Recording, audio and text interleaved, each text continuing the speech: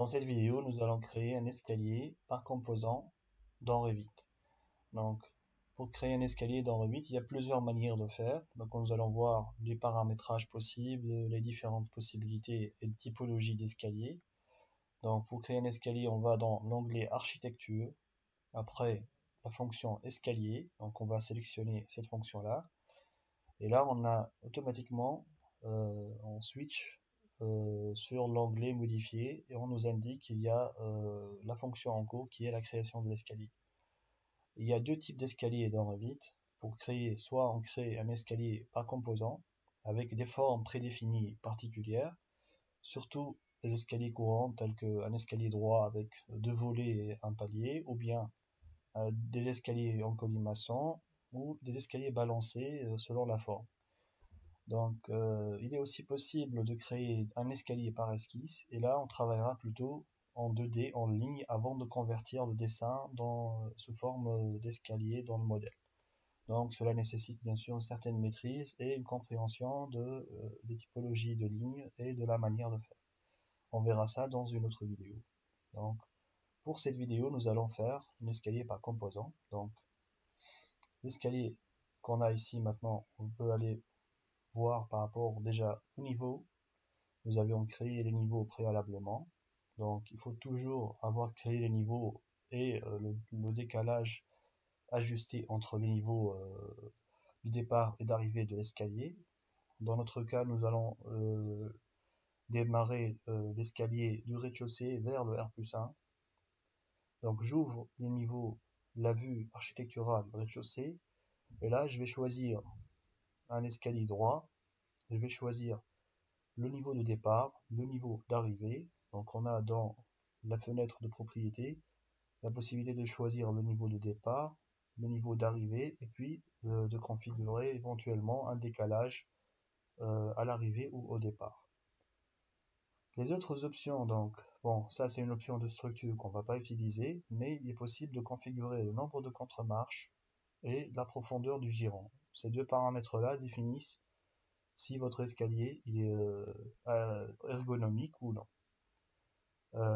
Au niveau des contraintes, il y a déjà une formule intégrée dans Revit que les architectes utilisent d'une manière générale, et donc on n'a pas à s'en faire par rapport à ça. Donc il y a juste à changer éventuellement si, selon les cas, si on a besoin de changer la hauteur maximale de la contre-marche, parce que ça change d'un pays à l'autre, d'une norme à l'autre.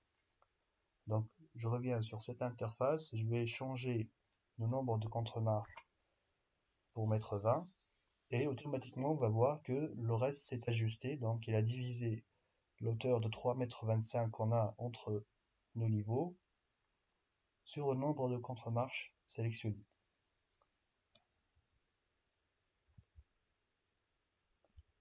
Donc, en regardant maintenant au niveau du dessin de l'escalier, on va voir que il est possible de choisir une volée droite et puis de configurer le dessin. Donc on peut choisir le côté à partir duquel on va dessiner l'escalier, le côté de référence, la largeur de l'escalier. Donc tout le reste on l'a déjà configuré et là on peut par exemple faire un premier clic pour voir ce qu'on peut, quelles sont les options. Donc on nous affiche avec une écriture en demi-teinte le nombre d'escaliers, le nombre de contre-marches supposé créer et le nombre restant. Donc cela nous permet à tout moment de savoir où on s'arrête au niveau de la création pour valider la création de la volée. Donc si je valide, j'aurai une création d'une volée et en 3D elle existe déjà. Donc il reste juste à configurer et à faire le reste. Donc là il est possible de continuer avec le même côté gauche ou bien changer vers le côté droit lors du dessin de l'escalier. Donc on peut changer là le côté, voilà, volet droit, et là on continue en ayant bien sûr l'accrochage possible. Donc il y a deux manières de faire. Si on a suffisamment d'expérience avec cet outil, on peut faire l'escalier après le déplacer à son emplacement.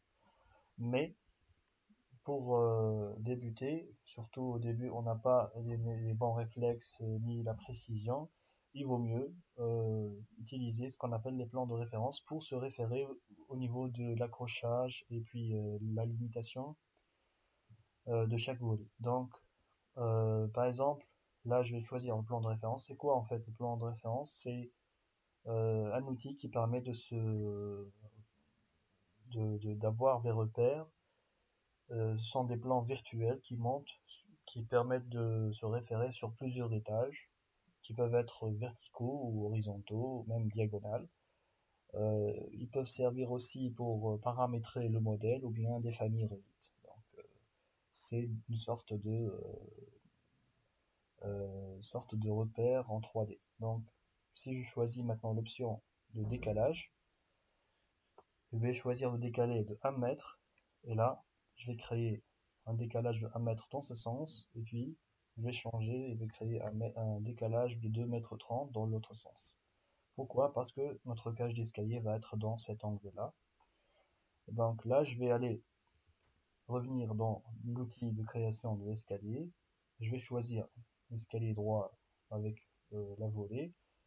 Je ne vais pas changer ces options parce que préalablement, nous avions déjà tout réglé.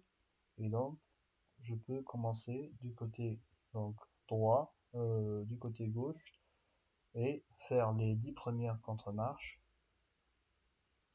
et valider. Donc à ce stade, je peux sortir de l'outil de dessin et là, je peux déplacer, en sélectionnant l'escalier, je peux le déplacer vers ce sens. La distance de ce côté-là jusqu'ici, elle peut être ajustée si, bien sûr, je joue sur ce paramètre. Je mets par exemple 0,3. Automatiquement, elle va être ajustée. Donc, elle est relative à ce qu'on a choisi comme paramétrage. Donc, je vais replacer la volée à sa place. Et là, je vais choisir de nouveau l'outil de dessin avec volet droit. Et là, je vais continuer toujours avec le côté gauche parce que ça permet de me référencer par rapport au plan de référence. Et je valide. Donc là, à ce stade, l'escalier est quasiment prêt. Reste juste à le valider. Mais j'aimerais expliquer encore quelques petites options. Donc, par exemple, là, si on sélectionne l'une des volets, avant même de valider l'escalier, on va remarquer qu'il y a une flèche, une fléchette, et puis un point de contrôle. C'est quoi ces éléments-là? Ces éléments, ils permettent soit d'ajuster l'escalier plus tard.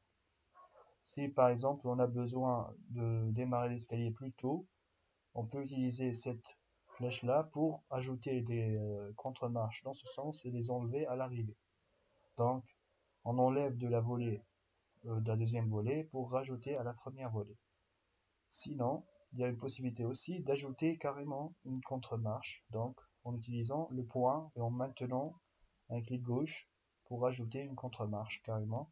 Mais là aussi au niveau de nombre de contre-marches, il vaut mieux mettre à jour cela pour avoir un dessin correct et une mise à jour même au niveau de la profondeur. On peut toujours forcer un peu les valeurs pour avoir quelque chose d'arrondi, exécutable plus facilement sur chantier. Donc, mais là, je vais revenir à la valeur par défaut de 20 et donc je vais diminuer cette partie-là. Donc voilà en gros comment on crée l'escalier. Si je valide maintenant, je vais avoir un escalier créé avec toutes les contre-marches et puis même la main courante de l'escalier. Nous explorerons dans une autre vidéo l'escalier par esquisse qui est un cas un peu plus particulier.